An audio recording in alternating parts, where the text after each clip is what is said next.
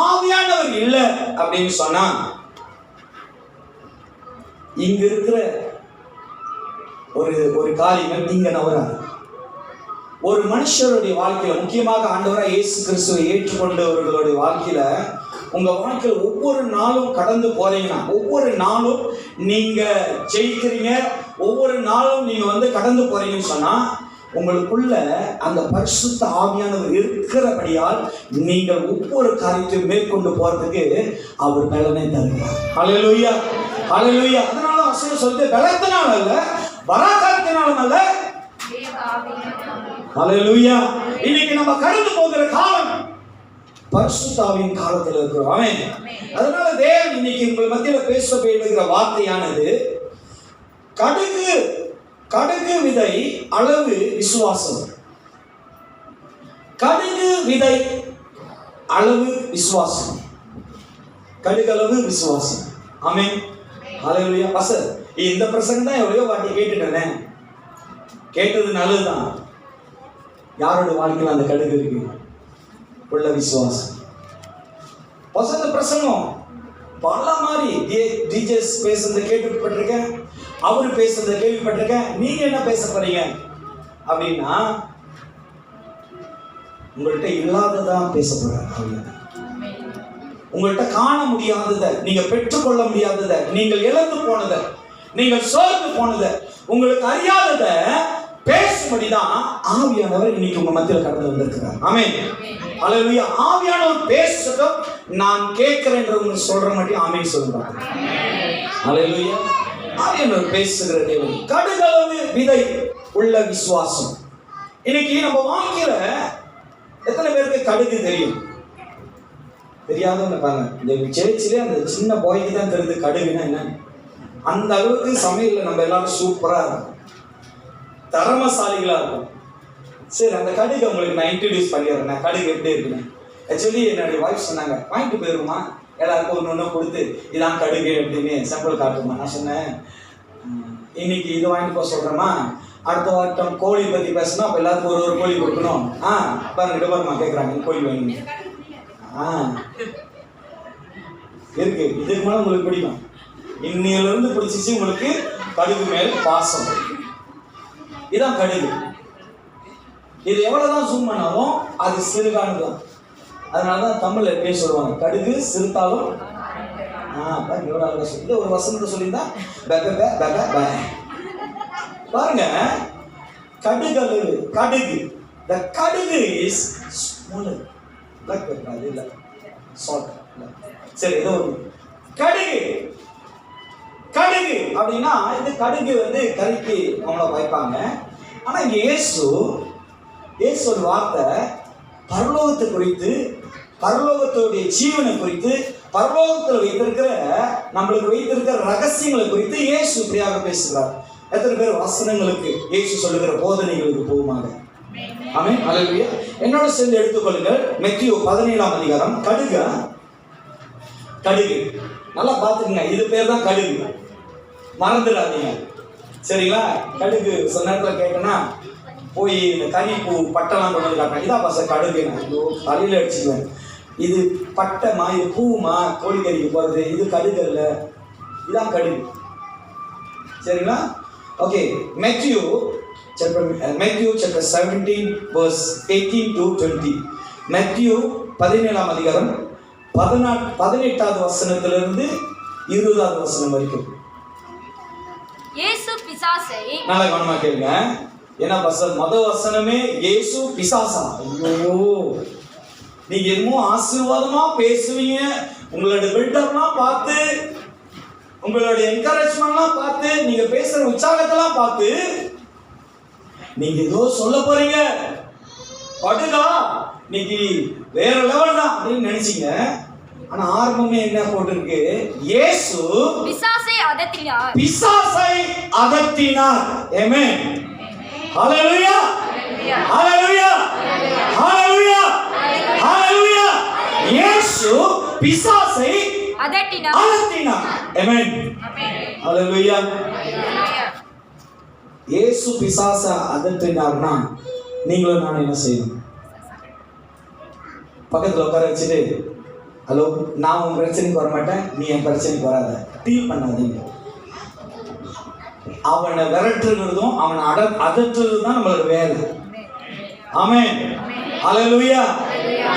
எந்த ஆவியில, எந்த விசுவாசத்துல, எந்த பலத்துல பிசாசை அதட்ட முடியும் என்று பார்த்தா, தேவ ஆவியானவருடைய வல்லமையானது உங்களுக்குள்ள இருக்கும்போது இயேசு இப்படிதான் செய்றாரு.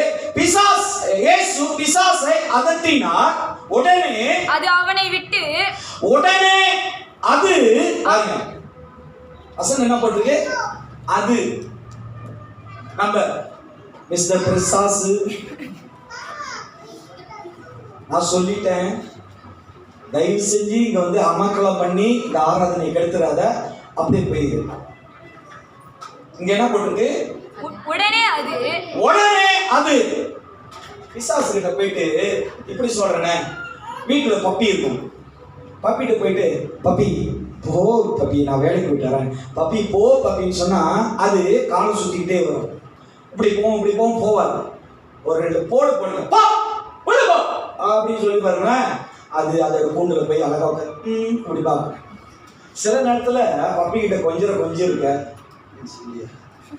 சொல்லிட்டு கொடுத்தா ஞாபகம் இருக்கு. சில நேரத்துல எல்லா நேரத்துலயும் பிசாசு என்ன தெரியுமா பண்ணணும்? அதட்டணும். எதுல அதட்டணும்? சும்மா போய் நான் இயேசு பிள்ளை தெரியுமா அப்படி இல்ல, இயேசு எனக்குள்ள இருக்கிற தெரியுமா ஓடிப்போம் அப்படி இல்ல. தேவனோட வார்த்தையிலும் பரிசுத்தாவி வல்லமையிலும் நீங்கள் அடக்கும் போது அந்த பிசாசு அந்த இடத்தை விட்டு ஓடி போவார். ஹல்லேலூயா. பஸ்டர், இதுக்கும் கடுக்கும் என்ன பஸ்டர் சம்பந்தம் அப்படின்னா தொடர்ந்து வாசிங்க. உடனே அது அவனை விட்டு புறப்பட்டது. அந்நேரமே அந்த இளைஞன் சொஸ்தமானான். இன்னைக்கு குணம் இல்லாம, சுகம் இல்லாம, வியாதியினால், போராட்டங்களினால், உபத்திரங்களினால், பாடுகளினால், வறுமையினால், கடன்களினால், பலவிதமான சூழ்நிலைகளினால மனுஷர்கள் பிடிக்கப்பட்டிருக்கிறார்கள்னா நல்லா புரிஞ்சு கொள்ளுங்க, அது தேவனால் அல்ல. ஹல்லேலூயா. அது தேவனால் அல்ல, அது பிசாசினால, பிசாசோட கட்டுகளினால, பிசாசனுடைய பலவிதமான போராட்டங்களினால அவர்கள் கட்டப்பட்டிருக்கிறாங்க. அவர்களுடைய கட்டுகள் அவிழ்க்க வேண்டும் என்று சொன்னால், இங்க எப்படி இயேசு பிசாசை அதட்டி உடனே அது அவனை விட்டு புறப்பட்டது நீ சொன்னால் அது அப்படியே நடக்கும். ஹல்லேலூயா. ரொம்ப பேரு சில நேரத்துல பாதம் வலியா இருக்கும், சண்டம் கால் வலியா குடைச்சலா இருக்கும், ஒருவேளை முதுகு வலிகளா இருக்கும். நீங்கள் அதட்டும் போது அங்க இருக்கிற அந்த பலவீனங்கள் அந்த இடத்தை விட்டு விலகி போடும். ஹல்லேலூயா. ஆண்டவர் நம்மளை உருவாக்கும் போது, தேவன் நம்மளை படைக்கும் போது சுகத்தோடு தான் படைத்தார், வியாதியோடு தேவன் நம்மளை படைக்கல. ஆதாம் தேவன் இங்க வியாதியோடு படைச்சாரா? கேன்சரோடு, கொலஸ்ட்ராலோடு, ஹார்ட் அட்டாக்கோட படிச்சாரு இல்லையே. அப்ப இது எங்க இருந்து வந்தது? யார் இடத்துல வந்தது? உபாகமம் படிக்கும் போது தெளிவாக போட்டிருக்கு, தேவனுக்கு விரோதமாய் பிசாசுக்குள் போகும்போது, பாவத்துல போகும்போது எல்லா விதமான வியாதிகளும் உங்களை பின்தொடரும். நேற்று வேதங்கள் படித்துக் கொண்டிருக்கும் போது ஒரு வெளிப்பாடு, நம் தேவன் வந்து நம்மளை நேசிக்கிறாரு, நம்ம தேவன் நம்ம மேல ரொம்ப பாசம் வைத்திருக்கிறான்னு சொல்றோம். ஆமா தானே? ஆமென், ஹல்லேலூயா. அதே தேவன் சொல்றாரு, நீ பரிசுத்தத்தில் இல்லாம பிசாசு மடியில விரும்பி போனவனா இருந்தியா, நீ பிசாசுடைய வழிகளை ரொம்ப விரும்பி போனேனா, ஆண்டவரே உன்னை அவனோட கருத்துல போடுது. அப்படின்னா நீ மாறு. நான் நாளைக்கு உனக்கு பிரியாணியை ஊட்டிக்கிட்டு இருந்தேன்னா ரசத்தோட அருமை உனக்கு தெரியாது. ஹல்லேலூயா. பாவத்தை ஆண்டவர் என்ன சொல்றாரு? விட்டு விலகு. பிசாசோடு இருக்கிற அந்த உறவுகளை விட்டு விலகு. எதுக்கு ஆண்டவர் அவன் கையில ஒப்பு கொடுக்கிறான்னா, நீ அவனோட பேச்சுகளை கேட்டு அவன் சொல்லுகிற பிரகாரமா நீ போகிறதுனாலதான். அப்ப தேவனுக்கு என்ன வேலை இருக்கு உங்கள்கிட்ட? ஆமென். என்ன வேலை இருக்கு தேவனுக்கு நம்மள்கிட்ட? சில நேரங்களில் தேவனுக்கு மேல நம்ம பேசுவோம், ஆண்டவருக்கு ஐடியா சொல்லுவோம். என்ன ஐடியா? நான் அப்படி போகும்போது இந்த காரியம் வந்து பொட்டி நிறைய பணம் எனக்கு வந்து அப்படி விழுந்து கிடக்கணும் ஆண்டவர். சரி, ஆண்டவர் போறாரு நீ கேட்ட பேரு. திடீர்னு அதை பார்த்து ஆண்டவருக்கு வந்து செத்து போயிட்டீங்கன்னா சும்மா சொல்லுங்க, ஒரு விளையாட்டுல உண்மையாவே யோசிச்சு பாருங்களேன். உங்களுடைய ஆட்டு எந்த அளவுக்கு இருக்குன்னு உங்களுக்கு தெரியாது, தேவனுக்கு தான் தெரியும். சரி, தேவன் போடுறா வச்சுக்கோ, பொட்டி நிறைய பணம், அதை பார்த்துட்டு செத்து போயிடுவோம். ஆட்டடைக்கு வந்து உனக்கும் இல்லாம போச்சு. ஆண்டவருக்கு தெரியா உங்களுக்கு எதை செய்ய வேண்டும், ஹல்லேலூயா, எதை தர வேண்டும் ஆண்டவருக்கு தெரியும். அதனாலதான் எழுதப்பட்டிருக்கு, இயேசு பிசாசை அதட்டினார், உடனே அது அவனை விட்டு புறப்பட்டது. அந்நேரமே அந்த இளைஞன் சொஸ்தமானான். 19வது வசனம். அப்பொழுது சீஷர்கள் இயேசுவின் இடத்தில், பாருங்க, அப்பொழுது சீஷர்கள் இயேசுவின் இடத்தில் தனித்து வராங்க. இங்கேயும் சபையில் நடக்கும். சில நேரத்துல அப்படியே பம்பி அப்படியே ஒதுங்கி ஒரு மாதிரி பாசிட்டு வராங்கன்னு தெரிஞ்சுக்கோன்னா இது எங்கேயோ ஏதோ வேலை பண்ணிருச்சு இப்படி சொல்லுவாங்க தமிழ்ல. மடியில கனம் இருந்தாதான் வழியில தெரியாதுல்ல உங்களுக்குலாம். நான் சொல்றேன், மடியில கனம் இருந்தா வழியில பயந்துகிட்டே வருவாங்க. அந்த மாதிரி தான் இங்க சீடர்கள் வந்து இயேசுகிட்ட பாருங்க, அழகா போட்டு 19வது வசனத்திற்கு வாசிங்க. அப்பொழுது சீஷர்கள் இயேசுவின் இடத்தில் வந்து தனித்து வராங்க. ஏன் நேரா போயிட்டு ஆயாட சத்து சோலான் செகு போலி ஜவாப் செய்யதா ஏன் கேட்கல அப்படின்னா அப்படி தனிச்சு போறாங்க.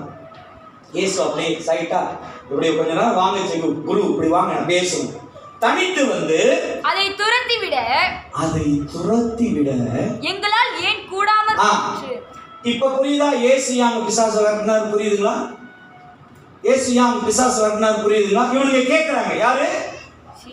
சீஷர்கள் இயேசுகிட்ட கேக்குறாங்க. பிரசங்கத்தை கரெக்டா கேக்குது. ஓகே, அது எப்படி வந்து கேக்குறாங்கன்னா தனித்து வந்து ரகசியமா கொஞ்ச நேரம் வாங்கல. ஏன் தெரியுங்களா? இங்க ஊங்கிட்டாங்க, இங்க வந்து பிரபகண்டா பண்ணிட்டாங்க, ஆனா முடியல, பிசாசு ஓடல.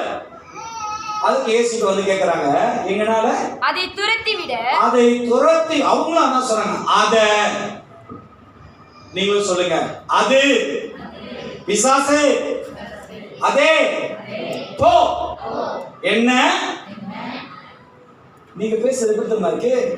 மெரி Christmas, happy Christmas, happy new year, God bless you. ஏன் நீ பிசாசு கிட்ட பேசுறீங்க? எப்படி பேசணும்? அங்க சொன்ன அதட்டனாருன்னு ஆமே நல்ல நீங்க இப்ப பேசுறேன் நல்லா விசாரிப்பாங்க. பார்த்துருக்கீங்களா? ரொம்ப நாள் கழிச்சு லாக்டவுன்லாம் திறந்துட்டாங்க. போய் எப்படி இருக்கீங்க? அங்க இருக்கிற சவுண்டு கூட அங்க வரும். ஹல்லேலூயா, ஹல்லேலூயா. சத்திய ஆவி உங்கள் இடத்துல வரும்போது வசனம் சொல்லுது, நீங்கள் பலன் அடைவீர்களாம். நீங்க பலன் அடைந்ததுக்கு காரணம் என்னன்னா சத்திய ஆவியானவர் உங்களுக்குள்ள இருக்கிறார்னு அர்த்தம். ஹல்லேலூயா. எத்தனை பேர் சத்திய ஆவியானவர் இருக்கிறார்? எத்தனை பேருக்குள்ள? அப்படியே சோர்ந்து போய் பேசுறீங்க? சாப்பிடலையா? வீட்டுல உபவாசத்தோடு வந்திருக்கீங்களா? நீங்க உபவாசமும் நீங்களும் பறந்து போகிறீங்க. ஹல்லேலூயா, ஹல்லேலூயா. அதை எப்படி சொல்லுங்க? அதை துரத்தி விட எங்களால் ஏன் கூடாமல் போனது என்று கேட்டார்கள். பாருங்க 19வது வசனத்துல சீடர்கள் இயேசுவை பார்த்து கேக்குறாங்க, அதை துரத்தி விட என்னால முடியல அப்படின்னா இயேசு அந்த பிசாசை விரட்டுறதுக்கு முன்பாக யார் போய் விரட்டி இருக்கிறாங்க? சீஷர்கள் யாரு? இயேசுவோட யாரு? இயேசு கூட உள்ளவங்க. இயேசு என்ன செய்யறாரு? இயேசு எதை பேசுறாரு, இயேசு என்ன காரியத்தை வெளிப்படுத்துறாரு பார்த்தவர்கள் அங்கே கூடாமல் போயிட்டு அதற்கு இயேசு பதில் சொல்றாரு பாருங்க. அதற்கு இயேசு உங்கள் அவிசுவாசத்தினாலேதான். இப்ப தெரியுதா?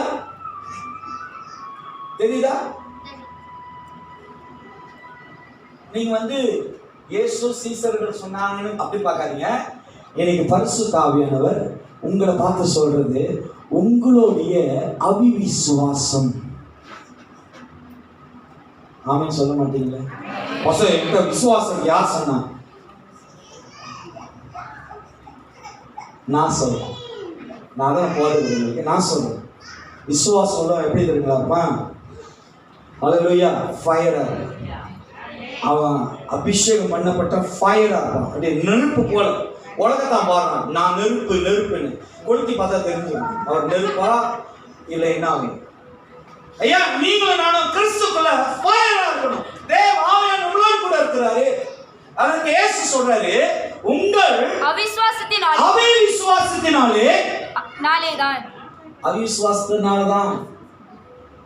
ஹல்லேலூயா. உங்களோட அவிசுவாசத்தினாலதான்.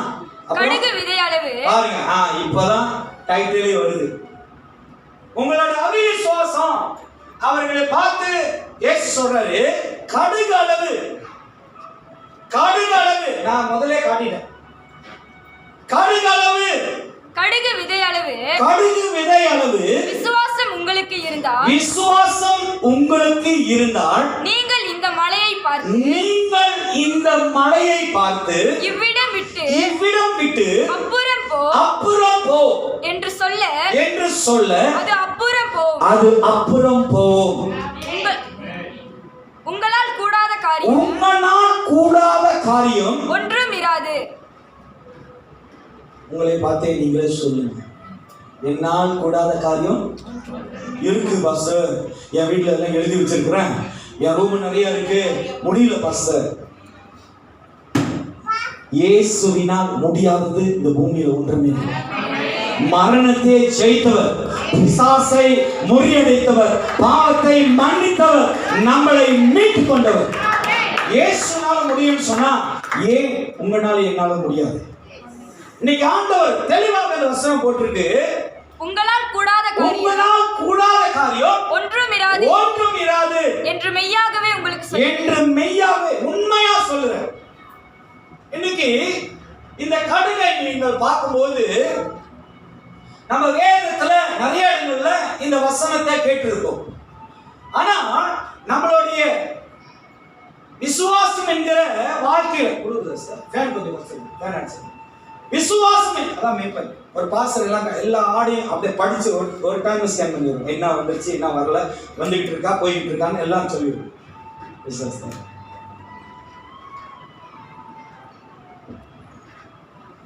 இன்னைக்கு நம்ம வாழ்க்கையில ஆண்டவர் இந்த சீடர்களுக்கு சொல்றது கடுகளவு விசுவாசம். இன்னைக்கு நம்ம வாழ்க்கையில இந்த கடுகளவு விசுவாசம் இருப்பது நீங்கள் நானும் யோசித்து பார்க்க வேண்டும். We have a faith in the smaller. உங்களுக்கு இந்த கடுகளவு சிறிதுதான், இந்த கடுகு சிறிதுதான், சின்ன ஒரு காரியம் தான், கண்ணுக்கு கொஞ்சம் மறைவாதான் இருக்கும். ஆனாலும் அந்த விசுவாசத்தை தேவன் உங்கள்கிட்ட எதிர்பார்க்கிறார். நீங்கள் விசுவாசம் உள்ளவர்களாக, நீங்கள் தேவன் மேல் விசுவாசம் உள்ளவர்களாக, நீங்கள் தேவனை மட்டும்தான் விசுவாசித்து இருக்கிறவர்களா இருந்தீங்கன்னா சொல்றாரு உங்களால கூடாத காரியம் ஒன்றுமே இராது. தேவன் எல்லாம் செய்து முடிப்பார். கர்த்தர் எல்லாம் உங்களுக்காக அவருடைய நாமத்தின் நிமித்தம் கர்த்தர் செய்து முடிப்பார். இன்னைக்கு நம்ம வாழ்க்கையில இந்த கடுகு போல தேவன் மேல் விசுவாசம் இல்லாதனால்தான் பிசாசு கொண்டு வருகிற எல்லா போராட்டங்களும், அவன் கொண்டு வருகிற எல்லா ஆலோசனையும், அவன் கொடுக்கிற எல்லா விதமான உபத்திரங்களையும் கேட்டு சோர்ந்து போகிறோம். ஹல்லேலூயா. வசனம் தெளிவா சொல்லுது, பிசாசை எதிர்த்து நில், அப்போது அவன் உன்னை விட்டு ஓடி போவான். இன்னைக்கு எதிர்த்து நிக்கிறதுக்கே நமக்கு விசுவாசம் இல்லை. நம்ம வாழ்க்கையில் வருகிற பிரச்சனைகளை எதிர்த்து நிக்கிறதுக்கு விசுவாசம் இல்லை. நம்ம வாழ்க்கையில் வருகிற போராட்டங்கள் பார்த்து எதிர்த்து நிற்கிறதுக்கு நமக்கு விசுவாசம் இல்லை. ஆண்டவர் நம்மளுக்கு வார்த்தை கொடுத்திருக்கிறாரு, வாக்குத்தத்தம் கொடுத்திருக்கிறாரு. நிச்சயமாக ஆண்டவர் கடைசி நிமிடத்துல கர்த்தர் என்னை தூக்குவார் என்கிற அந்த விசுவாசம் இன்னைக்கு நம்ம வாழ்க்கையில் இல்லை. அதனாலதான் நிறைய இடங்கள்ல வரும்போது இதை அப்படியே கிவ் அப் பண்ணிடுறோம். ஆண்டவர் ஒரு வார்த்தை கொடுத்திருப்பாரு, வாக்குத்தத்தம் கொடுத்திருப்பாரு, ஆண்டவர் ஒரு வசனத்தை கொடுத்திருப்பாரு.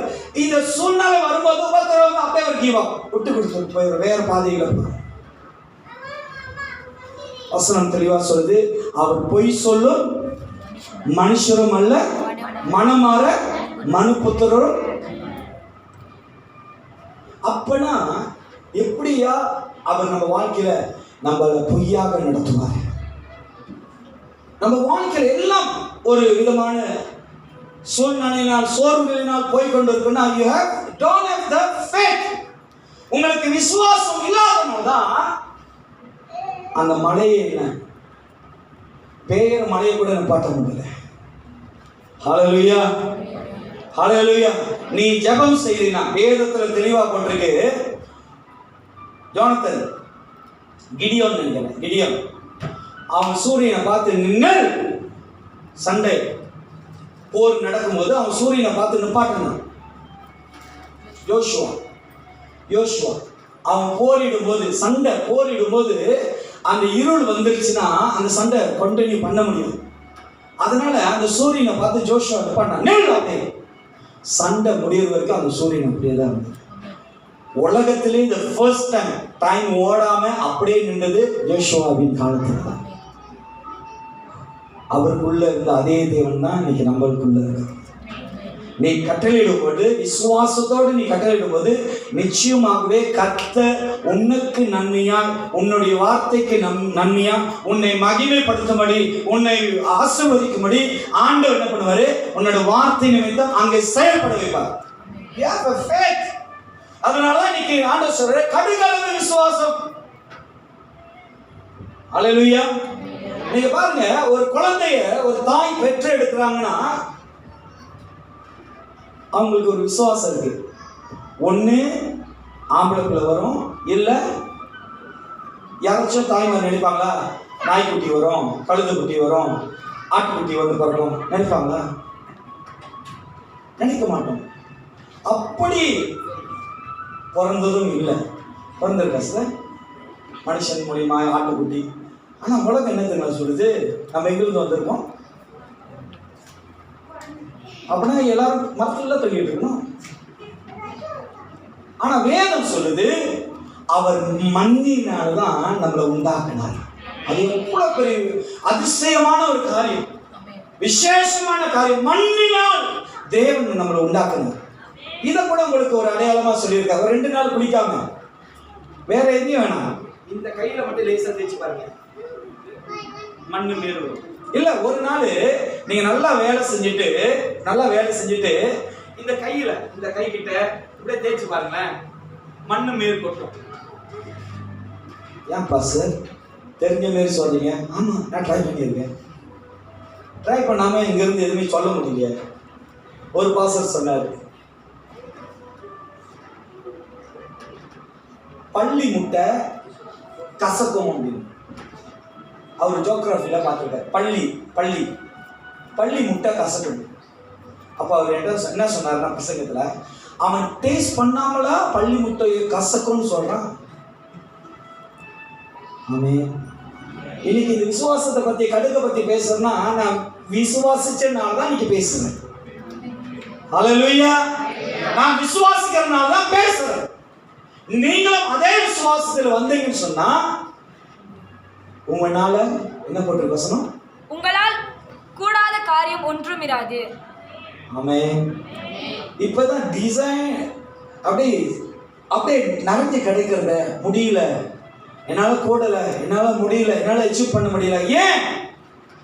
எதனால இதை செய்ய முடியாமல் இருக்கிறதுக்கு காரணம் you don't have the faith. உங்களுக்கு விசுவாசம் இல்லை. அல்லேலூயா. ரொம்ப பேர் விசுவாசம் எப்படி எதிர்பார்க்கறாங்க தெரியுங்களா? மெத்தையில படுத்துக்கிட்டு டிவியை பார்த்துக்கிட்டு, அதெல்லாம் விசுவாசம். நீ விசுவாசத்தை மாடர்னா மாத்திட்டாங்க. இப்போ ஃபோன் எடுத்து போய் பேசுறதுக்கு சோம்பேறி பட்டுக்கிட்டு ப்ளூடூத். எஸ், யார் அது? நீ விசுவாசத்தை அப்படி பார்க்க ஆரம்பிச்சுட்டாங்க. விசுவாசமா இருக்கு, நீங்க எனக்கு கிராப் சைஸ் அனுப்பி கொடுங்க. விசுவாசம் என்பது நீங்கள் அது மேல வைத்ததல்ல, நீங்கள் தேவன் மேல் வைத்தது தான் விசுவாசம். நீங்கள் தேவன் மேல வைத்திருக்கிறது தான் விசுவாசமே தவிர அந்த பொருள் மேல, அந்த காரியத்தின் மேல, வேலை மேல, பிசினஸ் மேல, உங்க திறமை மேல் வைத்திருக்கிறது விசுவாசம் அல்ல. இப்ப நான் மட்டும் சொல்றேன், இப்ப இது ஒரு வீடு. ஆண்டவர்கிட்ட ஜெபம் பண்றீங்க, ஆண்டவரே நான் விசுவாசிக்கிறேன் இந்த வீடு கிடைக்கணும். வீடு கிடைச்சிருச்சு அப்படின்னா, கிடைச்சிருச்சுன்னா நீங்க நினைக்கிறீங்களா இதான் என்னோட விசுவாசம், அதனாலதான் வீடு கிடைச்சிச்சு? நம்மளோட விசுவாசம் எப்பயுமே தேவன் மேல இருக்கு. கிடைக்குதோ கிடைக்கலையோ அது பிளக்காங் சிரித்தா, அது அப்புறம் பார்த்துக்கலாம், அது அப்புறம் பார்த்துக்கலாம். ஆனா விசுவாசம் என்பது இந்த பூமியில காணப்படுகிற நன்மை மேல் இருக்கக்கூடாது.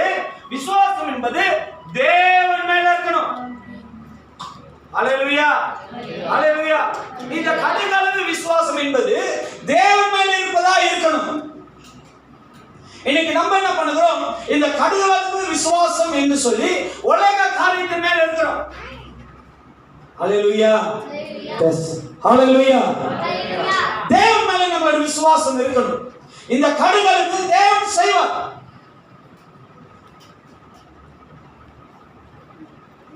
சிலவங்களுக்கு சில கேள்வி. 2019 நான் வீடுக்காக ஜெபம் பண்ணேன், ஆண்டவர் கொடுக்கல. காடிக்காக ஜெபம் பண்ணேன், ஆண்டவர் கொடுக்கல. என்ன விசுவாசம் ஜெபம் பண்ண ஆண்டவர் கொடுக்கல? கொடுத்திருந்தாருன்னா அந்த பெண்டமிக் டைம்ல நீ எல்லாத்தையும் கட்டியிருக்க. அதை கொடுத்திருந்தாருன்னா நீ ஸ்ட்ரகிள் பண்ணியிருக்கணும். அதனாலதான் தேவன் வெயிட் பண்ணாரு. வெயிட், எல்லாம் நார்மல் வரட்டும் அப்புறம் தரேன். அல்லேலூயா. கர்த்தர் நம்மளுக்கு செய்கிற காரியங்கள் தேவன் நம்மளுக்கு தந்து நம்மளுக்கு நன்மை உண்டாகும்படி, நம்மளுக்கு நன்மை செய்யும்படி, நம்மளுக்கு நன்மையான காரியத்தை அவர் விளக்கும்படி ஆண்டவர் சரியாக செய்வார். உன்னோட விசுவாசத்தின்படி. இன்னைக்கு நம்மளோட விசுவாசம் தேவன் மேல இருக்கணுமே தவிர காரியத்தின் மேல், பலனின் மேல், எதிர்பார்க்கிற மேல் இருக்கக்கூடாது. இன்னைக்கு ரொம்ப பேரு இந்த உலக காரியத்தின் மேல் விசுவாசத்தை வைத்து சோர்ந்து போறாங்க. தேவன் மேல் நம்பிக்கை இல்லாம இருக்கிறாங்க, தேவன் மேல் வார்த்தை இல்லாம இருக்கிறாங்க, தேவன் மேல் விசுவாசம் இல்லாம இருக்கிறாங்க. அவங்களுடைய ஆவி செத்து போனதை போல, குளிரும் இல்லாம அனலும் இல்லாம அவர்களுடைய ஆவி எப்படி இருக்கு? சோர்ந்து போய் கிடக்குது. பிகாஸ் அவர்களுடைய விசுவாசம் உலகத்தின் மேல் இருக்கிற காரியத்தின் மேல் இருக்கிறதே தவிர தேவன் மேல் இருக்கிறது இல்ல. அல்லேலூயா. ஆபிரகாமை தேவன் அழைத்த போது, ஆபிரகாமிட்ட தேவன் வாக்கு பண்ணும்போது, ஆண்டவர் ஆபிரகாமையும் சாராவை பார்த்து தேவன் சொல்லும்போது அவர்கள் வாழ்க்கையில எந்த நன்மையும் அவங்க பார்க்கல, அவங்க வாழ்க்கையில எந்த காரியத்தையும் அவங்க பார்க்கல. ஆனால் நிச்சயமாக ஆண்டவர் செய்வார் என்று சொல்லி அவர்கள் 25 வருடம் தேவனுடைய வாக்குத்தத்தத்துக்காக காத்திருந்தாங்க. No is 1 day or 2 days, 25 years. 25 வருடம் அவர்கள் காத்திருந்தாங்க. ஏன் அப்படின்னு கேட்டீங்கன்னா, ஆபிரகாம் சாராள் மேல நம்பிக்கை வைக்கிறது. ஹல்லேலூயா, ஹல்லேலூயா. ஆபிரகாம் நல்லா கவனமா கேளுங்க. ஆபிரகாம் சாராள் மேல நம்பிக்கை வைக்கல. ஆனா நம்ம சாராமா ஆகார் மேல நம்பிக்கை வச்சிருந்தாங்க. பாத்தீங்களா? பார்த்தீர்களா நடந்த அற்புதங்களை? கண்டீர்களா கடந்த காரியங்களை? ஆபிரகாம் தேவன் மேல் நம்பிக்கை வைத்திருந்தாங்க. ஆனா சாராளோ ஆகார் மேல் நம்பிக்கை வைத்திருந்தாங்க. ஆனா நடந்தது, சாராளுடைய நம்பிக்கை நடந்தது. நடக்கலையா? நடந்தது. ஆனால் தேவன் ஏற்றுக்கொண்டாரா? நீங்க நம்மளும் அப்படிதான் ஓடிக்கிட்டு இருக்கோம். நடக்கும். ஆனா தேவனால் வந்தது அல்லையே. அது நம்ம என்ன பண்ணுறோம்? நம்மளே உற்சாகப்படுத்திக்கிறோம். ஓகே, கிடைச்சிருச்சுல. விசுவாசத்தினால. அது உண்மையா உனக்கு தான் தெரியும். அது விசுவாசத்தினாலயா இல்ல உன்னுடைய கள்ளத்தனத்தினாலயா, உன்னோட திறமையினாலயா, இல்ல உன்னோட குறுக்கு பாதையினாலயா? இல்ல. நீங்க நல்லா புரிஞ்சு கொள்ள வேண்டும். நீங்கள் தேவனிடத்துல நீங்க கேட்கறீங்க சொன்னா உங்களுக்கு கடுகளவு விசுவாசம் இருக்கணும்.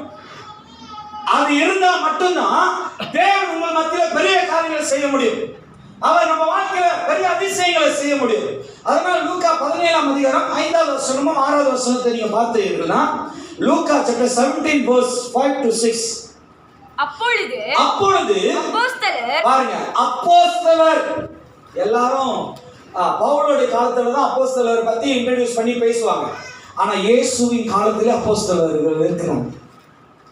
அப்பொழுது அப்போஸ்தலர் கர்த்தரை நோக்கி எங்கள் விசுவாசத்தை வர்த்திக்க பண்ண வேண்டும் என்றார்கள். வர்த்திக்க பண்ண வேண்டும் என்றார்கள். வர்த்திக்க பண்ண வேண்டும்னா என்ன தெரியுங்களா? தண்ணி எப்படி வத்தி போகுது? நிலத்துல தண்ணி இல்லாம நிலம் காஞ்சி போகுது. அதை கேட்கல. எங்களோட விசுவாசம் எப்படி பெருக செய்யறது? நாங்கள் இன்னும் தேவனுக்குள் இன்னும் பெருக வேண்டும் என்று சொன்னால் எங்கள் விசுவாசம் உங்களுக்குள்ள இன்னும் பெருக வேண்டும். அப்போஸ்தலர் கர்த்தரை நோக்கி எங்கள் விசுவாசம் வர்த்திக்க பண்ண வேண்டும் என்றார்கள். எங்கள் விசுவாசம் வர்த்திக்க பண்ண வேண்டும் என்றார்கள். அதற்கு கர்த்தர் கடுகு விதையளவு. பாருங்க, அங்கேயும் அதான் இயேசு சொல்றாரு. யாருக்கு? அப்போஸ்தலர்கள் சொல்றாங்க. இயேசு என்ன கத்து கொடுக்கிறாரு? கடுகளவு. ஹல்லேலூயா. லூக்கா 17ஆம் அதிகாரம் 5வது வசனம் 6வது வசனம். Luke chapter 17 verse 5 and 6. 6வது வசனத்துல இயேசு சொல்றார், அதற்கு கர்த்தர் கடுகு விதை அளவு விசுவாசம் உங்களுக்கு உண்டாயிருந்தால் நீங்கள் இந்த காட்டத்தின் மரத்தை நோக்கி நீ வேரோடு பிடுங்குண்டு கடலிலே நடப்பாயாக. பாருங்க, நடப்படுவாயாக.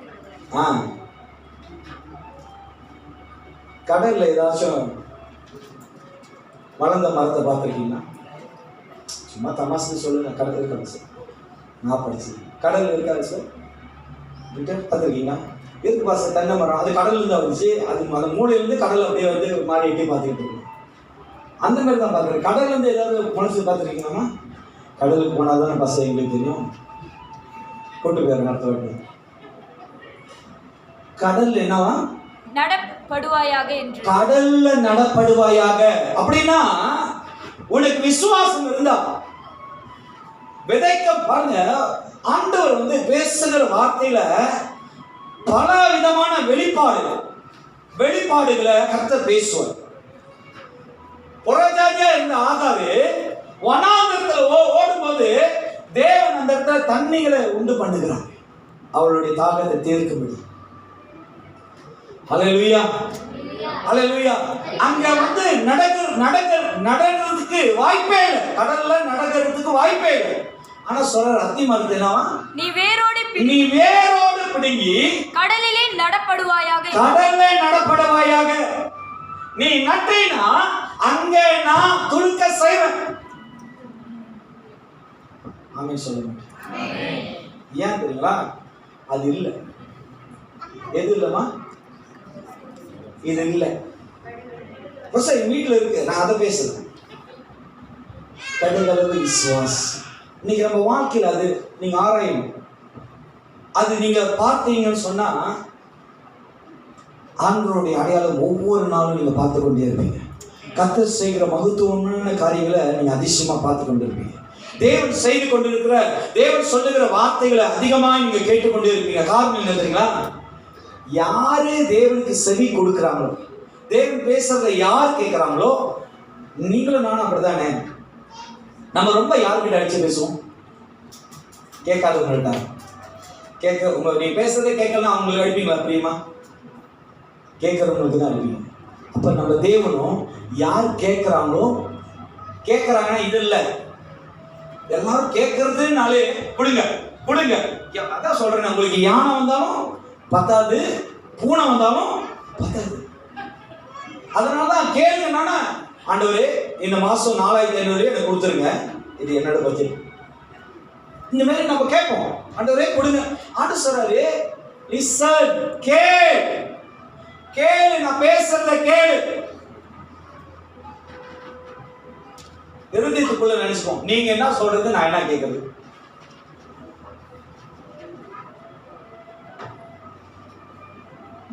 சபையில பசங்க அப்படிலாம் செய்ய மாட்டேன் பசங்க, நான் அப்படிலாம் நடந்துக்கவே மாட்டேன். ஓகே, என்ன நீ ஏமாத்திரலாம், ஆனா உனக்குள்ள ஒருவர் இருக்கிறாங்க, பரிசுத்த ஆவியானவர். அவர் சொல்லுவாரு, இல்ல இல்ல இல்ல, இது அதுதான், இது அந்த கூட்டம் தான், என்ன அப்படிதான் நோக்கடிச்சுக்கிட்டு இருக்கு, உள்ளுக்கு இருக்கிறேன், என்னை வந்து கச்சாம இருக்கிற மாதிரி என்ன வருத்துது. நான் சொல்லுவேன், இதுல போ, இல்ல இல்ல இல்ல, நான் இதுல போறேன், இதுல உட்காராத, இல்ல நான் இதுல தான் உட்காருவேன், இந்த காரியத்துல போய் காது கொடுக்காத, இல்ல நல்லா இருக்கு கொஞ்சம் நான் கேட்கிறேன். ஆவியானவர் கொண்டுதான் உண்மை தெரியும் உங்களை பத்திலாம். ஏன் தெரியுங்களா, அவர் உள்ள இருந்து கேட்டுக்கிட்டே இருக்காரு, நீ செய்யற அட்டூழியமும் அநியாயமும் அவிசுவாசம். இன்னைக்கு ஆவியானவர் சொல்றாரு, கடுகளவு விசுவாசம் இருந்தா நடக்க முடியாத காரியங்கள் நீ விசுவாசித்தால் அது நடக்க செய்வார்.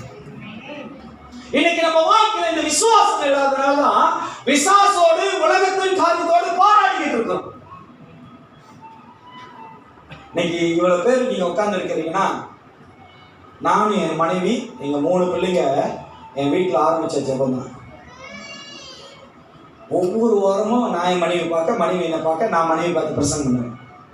இதுவே வரவே மாட்டாங்களா? விசுவாசத்தினால் நீதிமான் பிழைப்பான்.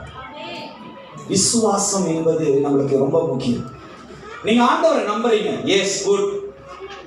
ஆண்டவரை விசுவாசித்தனால்தான் எல்லாரும் வந்து அமர்ந்திருக்கீங்க, குட். ஆனா உங்களுடைய வாழ்க்கையில, உங்கள் குடும்ப வாழ்க்கையில, தேவனோடு ஐக்கியத்துல, தேவன் சொல்லுகிற ஆலோசனையில, உங்க குடும்பத்தில் எடுக்கிற தீர்மானங்கள்ல, நீங்க செய்ய போகிற காரியத்தை ஆவியானவர் மூலமாய் தேவன் மேல் கடுகளவு விசுவாசம் இருக்கிறதா? ஆமென். இன்னைக்கு நம்ம வாழ்க்கையில் அது இல்லாதனாலதான் நீங்க நிறைய இடங்கள்ல தள்ளாடுறீங்க. அவிசுவாசத்துல நம்ம பேதுரு கடல்ல தள்ளாடுறாரு. அவர் தான் சொன்னாரு, நீங்களா தான் எனக்கு கடல் இருங்க, நானே இந்த கடல் மேல நடக்கணும். அவர் என்ன பண்றாரு, நடந்தவர் என்ன பண்றாரு, இப்ப கடல்ல தள்ளாடுறாரு, அலமோதுறாரு. இயேசு என்ன சொன்னாரு, அன்பும் இறக்கு நல்ல பிரியமான ஊழியக்காரனேன்னு சொன்னாரா? என்ன சொன்னாரு சொல்லுங்களேன். ஏன் நான் சொன்னா நீங்க எந்த சண்டை வருவீங்க. ஏசு என்ன சொன்னாரு பேதுருவை பார்த்து, இப்ப நான் உங்களை பார்த்து அதை சொன்னேன்னா என்ன நடக்கும்னு நினைக்கிறீங்க சார்? தானா உங்களா சொல்லல, என்ன நடக்கும்னு நினைக்கிறீங்க? பொதுவாக நான் அற்ப விசுவாசியா, மூஞ்ச பாரு இந்த பாஸ்டர் எல்லாம் பார்த்து அற்ப விசுவாசின்னு சொல்றாரு. பேதுரு பார்த்து இயேசு சொன்னார், அற்ப விசுவாசியே, ஏன் விசுவாசத்தோட தான் நான் வந்தேன். இன்னைக்கு நம்ம அப்படிதான் பாஸ்டர் ஜோம் பண்ணிட்டாரு நடக்கும் அப்படின்னு போய் ஒரு 3-4 ஸ்டெப் வச்சுட்டு நடக்கும். என்னம்மா நடக்கும், ஆனா நடக்கும். இன்னைக்கு அப்படிதான். என்ன ஒருத்தவங்க வந்து கூப்பிட்டுருந்தாங்க, பாஸ்டர் நான் ரொட்டிச்சனை கடை போடுறேன், நீங்க வந்து ஜோம் பண்றீங்களாங்க. சரி ஓகே சிஸ்டர், வெரி குட். இந்த டைம்ல நீங்க ரொட்டிச்சனை பிசினஸ் கைத்தொழில நீங்க பயன்படுத்துறீங்களா, குட் சிஸ்டர் அப்படின்னு போயிட்டேன். கடை திறந்துட்டாங்க, அவங்க போடுறாங்க ரொட்டிச்சனை. முதல் ரொட்டிச்சனை பாஸ் இருக்கு, அதுலையா அது கருகுனாலும் பாஸ் இருக்குதான், தீஞ்சாலும் பாஸ் இருக்குதான், உப்பு இல்லைனாலும் பாஸ் இருக்குதான். போடவே நான் சூப்பரா இருக்கும் அப்படின்னு நினைச்சேன். போட்டாங்க, ஒரு ரொட்டியை போட்டு ஏதோ கட்டிக்கிட்டு இருக்காங்க. பச இருங்க பச சூடாகிட்டு இருக்கு, நீங்க தான் சாப்பிட பச. ஜோம் பண்ணிட்டீங்க, நான் விசுவாசமா ஜோம் பண்ணிட்டாரு. நல்லா விசுவாசமா, ஆண்டவரே இந்த தாமரையில் இருக்கிற கதவுகள் எல்லாம் திறந்து எல்லாரும் கியூ கட்டி விசுவாசமா பேசுறேன். அப்படியே இந்த கடையில வந்து நிக்கணும் ஆண்டவரே சொல்லி ஜோம் பண்ணிட்டேன். சரி ரொட்டி சனை ரெடியா இருக்கு, நம்மளுக்கு தெரியும். ஓகே ரொட்டி சனை ஃபர்ஸ்ட் ரொட்டி சனை நம்மளுக்கு. அவங்க ரொட்டி சனை போட்டுட்டு கஸ்டமருக்கு போடுறாங்க. 2வது ரொட்டி சனை போட்டுக்கிட்டு என்ன சொல்றாங்க தெரியுங்களா, அற்புதர் அற்புதர் அற்புதர். அப்படி அல்ல, வருவாங்களா பாஸ்டருங்க? வந்து வாங்குவாங்களா? எனக்குமே இந்த இடத்தெல்லாம் பார்த்தா ரொம்ப சுனி, ரொம்ப அமைதியெல்லாம் இருக்கு. ஜனங்க வரமாட்டாங்க நினைக்கிறேன் பாஸ்டர். இந்த இவ்வளவு நேரம் ஆச்சு, யாருமே காணோம். நான் உடனடியே என்ன சொன்னேன்னா, அக்கா அந்த ரொட்டி எனக்கு வேணாம், நீங்களே சாப்பிடுங்க. அவங்களே வரலன்னா நான் மட்டும் எதுக்கு வந்துக்கிட்டு? இல்லை பாஸ்டர், சாரி பாஸ்டர், உட்காருங்க. ஏன் பாஸ்டர், என்னையே சீண்டி பார்த்துட்டீங்க பாருங்க, சிங்கத்தின் பல்ல சீண்டிட்டீங்க. சொன்னேன், அக்கா இந்த தப்பா எடுத்துக்காதீங்க, இந்த நாத்தவையை கொஞ்சம் க்ளோஸ் பண்ணுங்க அக்கா. இல்லைன்னா வீட்டுக்கு போய் டார்லி கோல்கேட்டை போட்டு கொஞ்சம் பல்லு கல் வரைக்கும் வாங்கக்கா. நம்ம அவிசுவாசமான வார்த்தைகளை பேசும்போது தேவன் எப்படி, அதுல ஒரு சிலருக்கு விசுவாசம், நான் அவிசுவாசமா பேசினாலும் தேவன் எனக்காக நன்மை செய்வார். நானே செய்ய மாட்டேன். இன்னைக்கு நீங்களும் நானும் பேசுகிற வார்த்தை, சகோதரி அவிசுவாசம் சொல்றாங்க, வரமாட்டாங்க பாஸ்டர். 7 நாள்ல கடை முடியல. ஒரு பானை சோத்துக்கு உன்னோட விசுவாசம் என்கிற வார்த்தை நடக்குமோ நடக்காதோ, நீ தேவன் மேல நம்பிக்கையா இருக்கணும். எனக்கு வேண்டும் ஆண்டவரை செய்யுங்க, கர்த்தர் கொடுப்பார். நன்மையா இருந்தால் யாராவது தீமைக்காக ஜெபம் பண்ணுவாங்களா? எனக்கு இந்த ஹார்ட் அட்டாக்கை கொடுங்க, எனக்கு இந்த பிளாக்கை கொடுங்க, இந்த வறுமையை கொடுங்க கேட்பாங்களா? அதே மாதிரி தேவன் கொடுப்பாரா? கொடுக்க மாட்டார். தேவன் உங்களுக்கு தர மாட்டார். அதனால நீங்க கேட்கிற காரியத்தை தேவன் மேல் விசுவாசமா இருங்க. ஆண்டவர் செய்வார், நமக்கு நன்மையே செய்வார். தேவனால் முடியாத காரியம் நம்ம வாழ்க்கையில் ஒன்றுமே இல்லை, கர்த்தர் யாவற்றையும் செய்து முடிப்பார் என்று சொல்லி நீங்க விசுவாசிக்கும் போது வசனம் தெளிவாக சொல்லுகிறது, நீங்கள் அந்த காட்டத்தின் மரத்தை நோக்கி நீ வேரோடு பிடுங்கி கடலிலே நடப்படுவாயாக என்று சொன்னார். ஆமென், ஹalleluya. லூக்கா 13ஆம் அதிகாரம், லூக்கா சாப்டர் 13 verse 18 and 19. 13ஆம் அதிகாரம் 18வது வசனம் 10வது வசனத்துல பார்ப்போமாக. இப்ப அது வைங்கமா அந்த மரம். ஓகே, இத பாருங்க, வசனம் நல்லா இருக்கு. நான் மரத்தை பார்க்க சொன்னேன், கீழே இருக்கிற மானை பார்க்க சொன்னேன். சரிங்களா? எல்லாத்துக்கும் மரத்தை பார்க்க மாட்டாங்க. அங்க நம்மளுக்கு எது நன்மையா தெரியுது?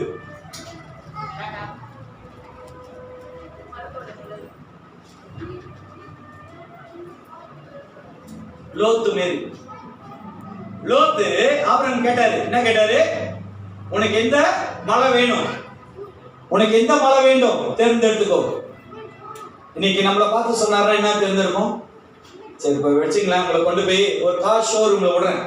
BMW, மெர்சிடிஸ் பென்ஸ், பழைய புரோத்தம் சகாலாம் வச்சிருக்கிறேன். யாராச்சும் புரோத்தம் சகா சூஸ் பண்ணுவீங்களா? சூஸ் பண்ணீங்கன்னா யூ ஆர் சம்திங் ராங். அந்த மாதிரி இந்த மரத்தை காட்டுறேன், அந்த மரத்தை பார்க்க மாட்டாங்க. என்னுடைய கதையே இந்த மரம் தான். கீழே உள்ளதை பார்க்காதீங்க. ஏன் தெரியுங்களா? அந்த மரம் நத்திங். ஆனா இது வறுவல் போட்டோமா தெரியுதா? மரிய யூத்தாக்கா இது என்னன்னு தெரியுது. ஆனா ஓகே, வாசிமா. அவர் அவர்களை நோக்கி தேவனுடைய ராஜ்யம் எதற்கு ஒப்பாய் இருக்கிறது? தேவனுடைய ராஜ்யம் நல்லா புரிஞ்சு கொள்ளுங்க. தேவனுடைய ராஜ்யம் எது? இன்னைக்கு அதை மறந்துடுறாங்க. தேவனுடைய ராஜ்யம் எது நினைக்கிறாங்க? நானும் என் வீட்டாரும் கர்த்தரை சாவர வரைக்கும் சேவிப்போம். வசனம் தெளிவா போட்டிருக்கு. தேவனுடைய ராஜ்யம் எதற்கு ஒப்பாய் இருக்கிறது? தேவனுடைய ராஜ்யம் இந்த பூமியில எதற்கு ஒப்பா இருக்கு தெரியுங்களா? எதற்கு ஒப்பா இருக்கு தெரியுங்களா? வசனத்தை பாருங்க. ஏன் மாறி பாக்குறீங்க? ஒரு மாதிரி அன்பு வைத்து என் மேல அன்பை ஊற்றின மாறி பாக்குறீங்க. சரி, அதை எதற்கு ஒப்பிடுவேன்? அது ஒரு கடுகு விதைக்கு பாருங்க, அது ஒரு கடுகு விதைக்கு ஒப்பாய் இருக்கிறது. பாருங்க, தேவ ராஜ்யத்தை இயேசு எப்படி போதிக்கிறாரா? கடுகு விதை. அப்ப தேவ ராஜ்யத்தை நீ நானும் அடையணும்னா நமக்கு என்ன வேணும்? இருக்கா? தேவ ராஜ்யத்தை அடையணும்னு சொன்னா, தேவனுடைய ராஜ்யத்தை போய் சேரணும்னு சொன்னா, தேவனுடைய ராஜ்யத்துல நிலைத்திருக்கணும்னு சொன்னா, வசனம் இயேசு தான் சொல்றாரு. என்னதான்? அது ஒரு கடுகு விதைக்கு, அது 18 வசனம், அவர் அவர்களை நோக்கி தேவனுடைய ராஜ்யம் எதற்கு ஒப்பாய் இருக்கிறது, அதை எதற்கு ஒப்பிடுவேன், அது ஒரு கடுகு விதைக்கு, அது கடுகு விதைக்கு ஒப்பாய் இருக்கிறது. அதை ஒரு மனுஷன் எடுத்து தன் தோட்டத்திலே, பாருங்க, அதை எடுத்து, கடுகை எடுத்து தன் தோட்டத்திலே போட்டான். அது வளர்ந்து பெரிய மரமாயிற்று. ஆகாயத்து பறவைகள் வந்து அதன் கிளைகளில் அடைந்தது என்றார். ஆமென். அப்ப நம்ம படிச்ச வசனத்துக்கும் பாக்குற மரத்துக்கும் என்ன வித்தியாசம்? யாருக்கு புரிஞ்சு? இந்த மரம் ஒரு கடுகுனால உருவாக்கப்பட்ட மரம். ஒரு கடுகு. அந்த மரத்துல யார் இருந்தது? ஆகாயத்துல இருக்கிற பறவைகள் எல்லாம் அதுல அடைக்கலம் போடுங்க. இன்னைக்கு உங்க வாழ்க்கையில அந்த விசுவாசம் என்கிற கடுக, உங்களுடைய விசுவாசம் என்கிற தேவன் மேல இருக்கிற அந்த விசுவாசம் என்கிற கடுக நீங்க உங்களுக்குள்ள விதைத்தீங்கன்னா, உங்களுக்குள்ள இருக்கிற விசுவாசம் எப்படி இருக்கும்? இந்த மரம் போல படரி, the bigger to bigger, மேலானதை கீழானதை இல்ல. எப்பயும் நம்மளோட வேலை என்ன தெரியுங்களா? இங்க பாக்குறது இல்ல, என்ன கிடைக்கும், என்ன கொடுப்பாங்க, எது நடக்கும், எது நடக்காது, எதிர்பார்க்கிறது. ஆனா ஆண்டவருக்குள்ள சொல்ற ஒரே வார்த்தை, அவருடைய ராஜ்யம் கடுகுக்கு ஒப்பாய் இருக்கிறது. கடுகு ஒரு கடுகை போல தேவனுடைய ராஜ்யத்துல அது விதைக்கப்படணும். இந்த மரம் வளர்கிறது, பெருகிறது, அதுல நன்மை அடைகிறது. காரணம் என்னன்னு சொன்னா, உனக்குள்ள இருக்கிற விசுவாசம் உன்னை நன்மையினால், அநியாயத்தினால் அல்ல, நன்மையினால் உன்னை நடத்தும். உனக்குள்ள இருக்கிற விசுவாசம் உனக்கு நன்மை கொண்டு வந்து சேரும். ஹல்லேலூயா, ஹல்லேலூயா. ஒரு சாட்சியை நான் சொல்லிட்டு நான் முடிக்க விரும்புகிறேன். நான் ஏலம்பாத்தால அந்த போர்ட்டில் இருக்கும்போது சலீனா எனக்கு ஜோம் பண்ண கால் பண்ணாங்க. பஸ்ஸை அம்மா ரொம்ப சீரியஸாக இருக்கிறாங்க, ஆம்புலன்ஸ் ஏற்றுறாங்க, பஸ்ஸை ரொம்ப கிரிட்டிக்கலாக இருக்காங்க. ஏன்னா வந்தவங்களே சொல்கிறாங்க ரொம்ப சீரியஸாக இருக்கிறாங்க. எனக்கு என்னுடைய உடனே எனக்கு வந்த உணர்த்தல் ஒரு மரண ஆவி, ஒரு டெட் ஸ்பிரிட். அந்த போர்ட்டில் நான் இருக்கிறேன், காடி கிராக் ஓட்டிக்கிட்டு அந்த போர்ட்டில் இருக்கும்போது ஒரு மரணத்தின் ஆவி. நான் ஆண்டவர் சொன்னேன், ஆண்டவரே இந்த அம்மா மூலியமாக நீ செய்ய வேண்டிய வேலை நிறைய இருக்கு. இப்போ அவங்களுடைய நேரம் இல்லை, அந்த நேரம் இப்போ வர வேணும். அந்த நேரத்தை கொஞ்ச நேரம் நிறுத்தி வைங்க. அவங்க செய்ய வேண்டிய வேலை, அவங்களுக்கு நிறைய வார்த்தை கொடுத்துருக்கீங்க, வாக்குத்தத்தம் பண்ணியிருக்கீங்க. அவங்க செய்ய வேண்டிய நிறைய வேலைகள் இருக்குது. கொஞ்சம் நேரம் இதை நான் ஜோனத்தன் ரவுடி தான் சொன்னேன், வேறு யாருக்கும் நான் ஷேர் பண்ணேன். இப்போ பேசுகிறேன். சொன்னதின்படி ஆண்டவர் அந்த வார்த்தையை, விசுவாசம் என்கிற கடுகளவு அந்த வார்த்தையை கேட்டு இன்னைக்கு புதிய ஜீவனாக அந்த தாயை நின்றுட்டு இருக்காங்க. அந்த இடத்துல ஆண்டவர் நிற்க வச்சிருக்கிறான்னு சொன்னா கடுகளவு விசுவாசம். சில நேரங்களில் டாக்டர் சொல்லுவாங்க, சூழ்நிலைகளை கண்டு, வருகிற காரியத்தை கண்டு, சம்டமை கண்டு அவர்கள் சொல்லுவாங்க. படைத்தவர்கள் அவர்கள், படைத்தவர் ஆண்டவராக தேவன். அவருக்கு தெரியும் உன்னை எப்படி உருவாக்கணும் என்று சொல்லி, அவருக்கு தெரியும் உனக்கு எப்படி நன்மை செய்யணும்னு சொல்லி, அவருக்கு தெரியும் உன்னை எப்படி வளர செய்யணும்னு. அதுதான் ஒரு கடுகு இந்த மரத்தை உண்டாக்கணும். இன்னைக்கு நம்ம வாழ்க்கையில் இருக்கிற அந்த கடுகானது தேவனுடைய ராஜ்யத்தை அடையும்படி இந்த விசுவாசம் என்கிற கடுகு நம்ம வாழ்க்கையில் பெருகும். ஆமென், ஹல்லேலூயா. அவிசுவாசமா என்னாதீங்க, அவிசுவாசத்துக்கு இடம் கொடுக்காதீங்க. ஒருவேளை சொல்லலாம், இல்ல நடக்காது, கூடாது. தேவ வசனம் என்ன சொல்லுது? தேவனால் கூடாத காரியம் அப்படிதான் சொல்லு. அப்ப அவங்க சொல்றாங்கன்னா நான் என்னுடைய ரிசர்ச்க்கு என்னோட சந்தேகத்துல வந்து நம்ம டாக்டர்கிட்ட போய் கேட்டேன். சரி, இப்போ வந்து குத்து மதிப்பா சொல்றாங்க, இது வந்து இப்படிதான், இதான் ஃபைனல் டிசிஷன், இதுதான் இப்படிதான் வரும் அந்த வியாதிக்கு, இந்த மாதிரி சிம்டம் வந்தா இதான் அப்படின்னு எதை வச்சு சொல்றீங்க?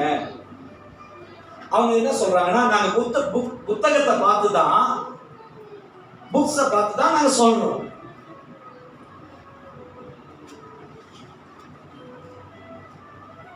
இது மனுஷனால் எழுதப்பட்டதா அழிஞ்சிடும், ஆனா தேவனால் எழுதப்பட்ட வார்த்தை ஒருபோதும் அழியாது. வசனம் அதான் சொல்லுங்க, வானமும் பூமியும் அழிந்தாலும் தேவனுடைய வார்த்தை ஒருபோதும் அழியாது.